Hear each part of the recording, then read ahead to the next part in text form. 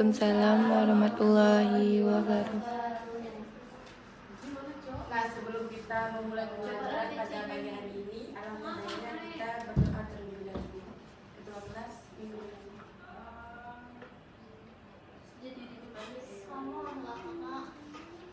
Baik, sebelum memulai pembelajaran, marilah kita bersama-sama berdoa dimulai. Bismillahirrahmanirrahim. Rabbi zidni ilman warzuqni fahman. Amin. Sebelum memulai pembelajaran, terlebih dahulu kita absen. Hari ini ada yang tidak masuk? Ada. Seri, Galuh, dan Eka. Nah, materi kita pada pagi hari ini yaitu pendidikan dan karakter. Mulai pembelajaran, kita membuat dua kelompok. Kita masuk ke pembelajaran pengertian pendidikan dan karakter. Ada yang tahu apa itu pendidikan? Pengertian pendidikan karakter? Tidak. Pendidikan karakter itu pendidikan adalah proses pembelajaran yang menanamkan nilai moral, etika, dan kebiasaan baik kepada peserta didik untuk membentuk pribadi yang utuh. Tujuan pendidikan karakter adalah mencatat generasi yang tidak hanya cerdas dalam akademis, tapi juga memiliki empati, tanggung jawab, dan integritas dalam kehidupan sehari-hari. Keluarga itu pendidikan karakter dimulai dari rumah. Keluarga adalah sekolah pertama bagi anak dalam mengenal nilai kehidupan dan membentuk kebiasaan hidup. Ada yang tahu contoh peran keluarga? Apa? Membantu orang tua.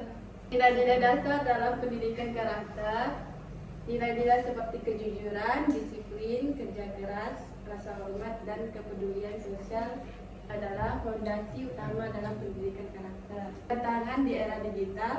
Di era digital, karakter anak mudah terpengaruhi oleh informasi negatif.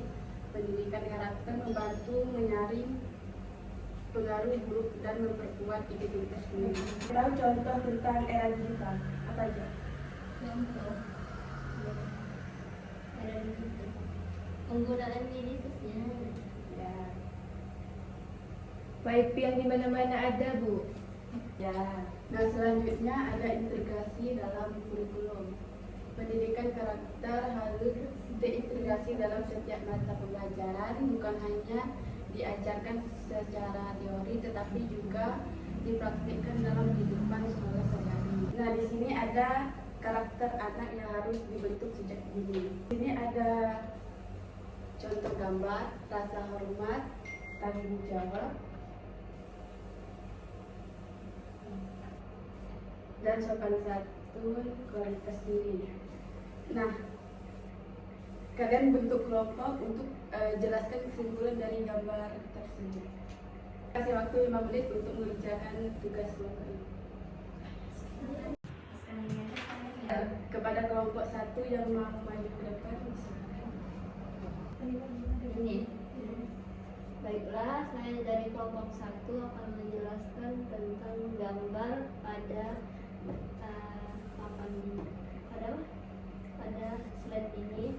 Yang pertama ada rasa hormat, yaitu tidak mengganggu orang lain.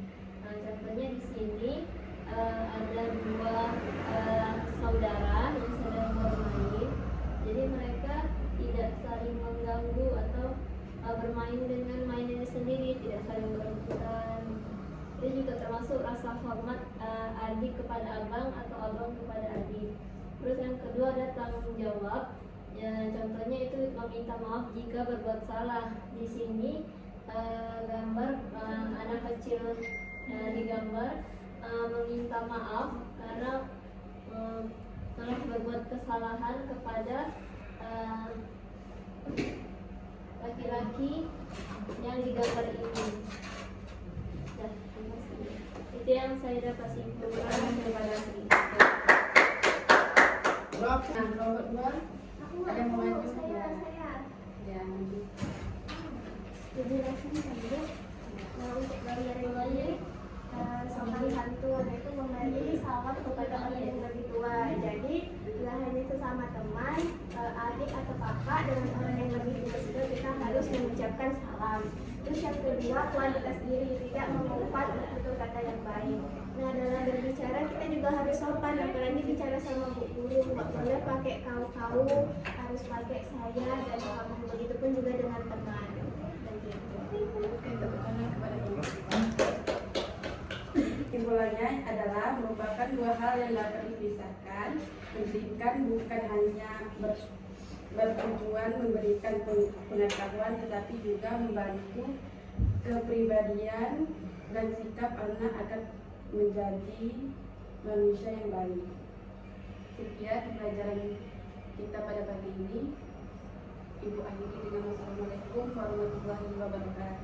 Waalaikumsalam warahmatullahi wabarakatuh.